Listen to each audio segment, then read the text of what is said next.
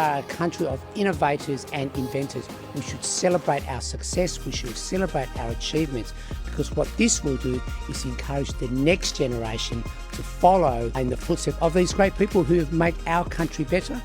They're really important awards because they are one of the few that recognise the talent of our startups and our businesses that are turning great ideas into new prosperity, new economic complexity, and things which really we need to do as a nation to be the future and the nation we want to be. I think it's really important that as a country we really do celebrate great innovation and entrepreneurs, because that's what makes a great country. InnovationAus and these awards, they're all about showcasing innovation and making sure it's really at the forefront of policy.